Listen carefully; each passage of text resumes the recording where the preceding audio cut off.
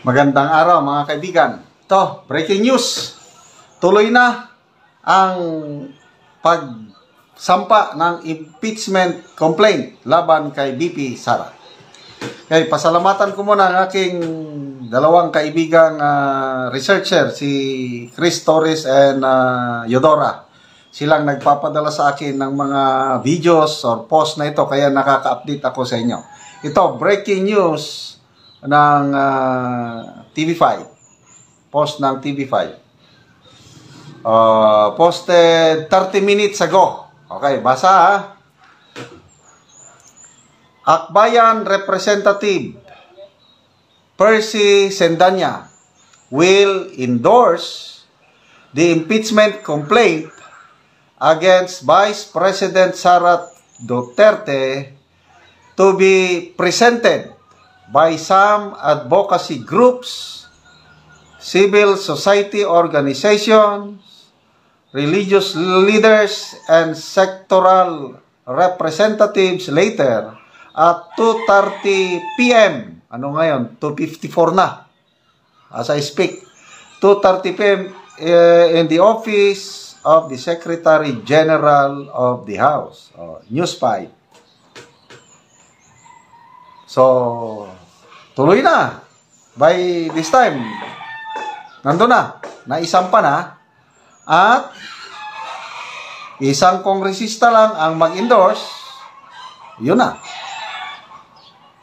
So, Akbayan, ito yung grupo ni Senator Risa Hontiveros, kalyado rin ng Makabayan lang.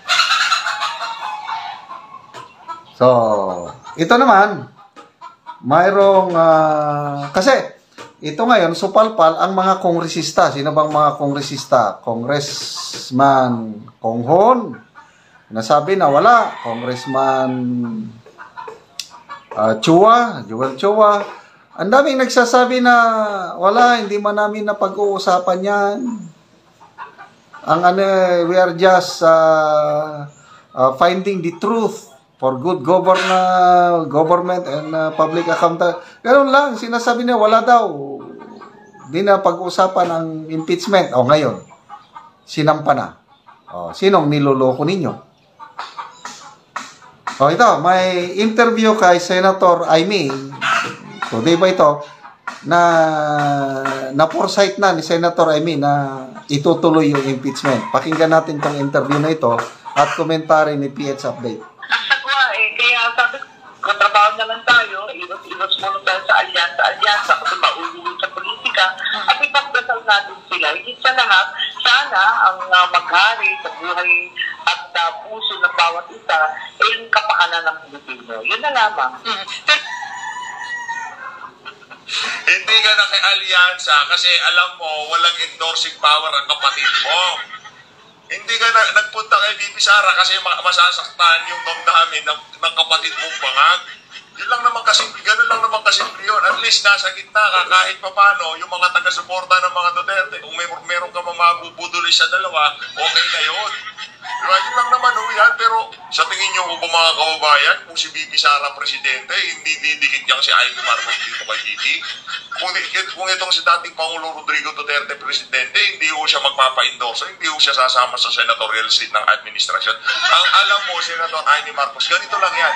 Nakikita nyo sa survey, naririnig nyo sa tao, galit ang sambayan ng Pilipino sa kapatid mo.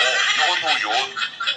Bilang senador ho yung nanawagan na sana daw mag-intervene kayo bilang ang kapatid ng Pangulo at bilang malapit kay VP Sara para daw mapahupa yung kahit paano yung tension.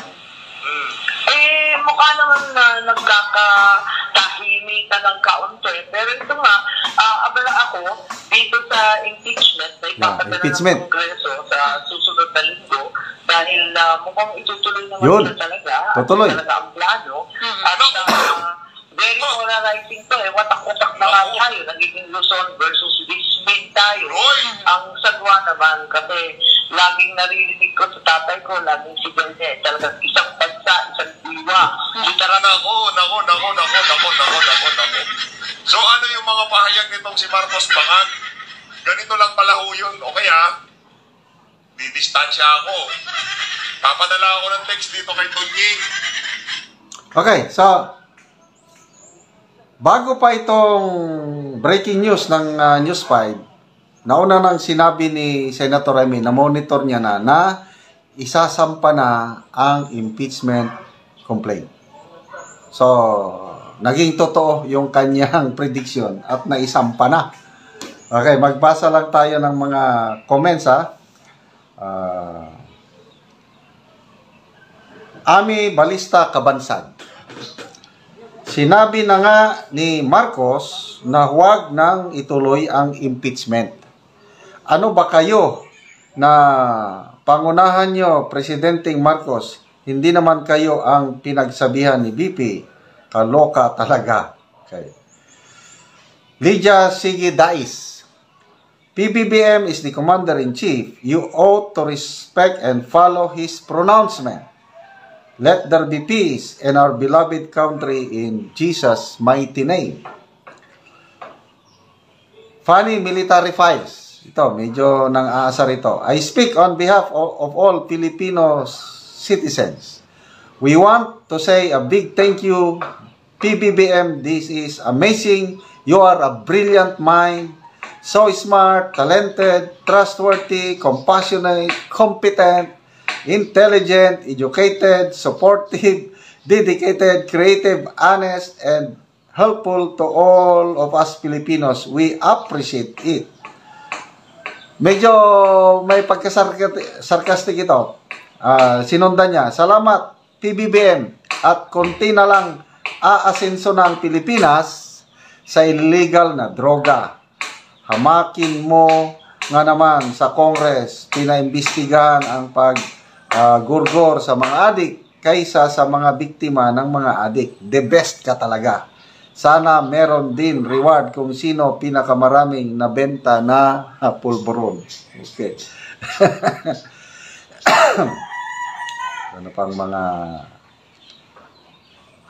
Edwin Iscoro, sabi niya, go, go, go, good luck. Yung pag-file ng impeachment.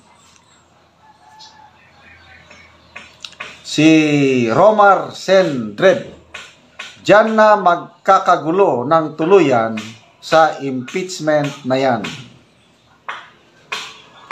RL Barcode, sabi, bring it on. Sandy Aragon, I hope and pray that the lead prosecutor of the House be Dan Fernandez. Bakit si Dan Fernandez? Jimmy B. Bala, sa dami ng duwag at kurap na dapat pakinggan yan, walang mangyayari dyan sa sobrang takot sa mga Duterte. Antonio Dongenes, impeachment para sa BP, tuloy nyo lang. Pinapasok na ng Rusya ang teritoryo natin. Nagkaproblema na si PBBM, dagdagan nyo pa. Kung sa bagay, sana naman kayo, sanay na kayo sa panggugulo sa gobyerno. Okay. So, kailan lang nagsabi, yung nag-leak message 2 days ago? Tapos, ang unang kumontra yung Makabayan Black na huwag kayong makialam. Do not interfere in purely legislative matters. Sabi ng Makabayan Black. Ang speaker naman, tahimik. Nung tinanong siya ng media doon sa bicameral conference committee ng budget, hindi siya sumagot eh. Dinidma lang. So ang nagsalita yung Makabayan Black. Sabi ng mga deputy speakers na wala silang plano, hindi na pag-uusapan. Kailan kung may mag-file, aksyonan nila. Ito na. Hopefully na hindi ito kuryente, itong post ng pinost ng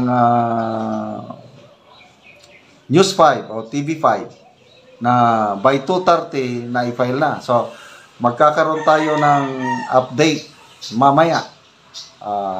Ano na ang mangyari? Una, sa relasyon ng Pangulo at kay Speaker. Kasi, very clear yung, hindi naman order, hiling bilang Pangulo. Huwag nyo nang ituloy dahil it's a waste of time. Kaya lang, lumalabas, hindi nakinig ang mga kongresista. Anong ibig sabihin nito? So, yan, malaking question yan. At dito naman ngayon, anong mangyayari dito sa Kongreso, siguradong papasa yan. I-endorse yan sa Senado. So, sa Senado, makakakuha ba ng, kasi political trial ito, hindi yung lakas ng ebidensya o mahinang ebidensya, hindi. Depende sa political inclination ng mga senador. Ano sa tingin nyo? Marami bang senador na susuporta kay BP Sara? I-comment nyo po, no?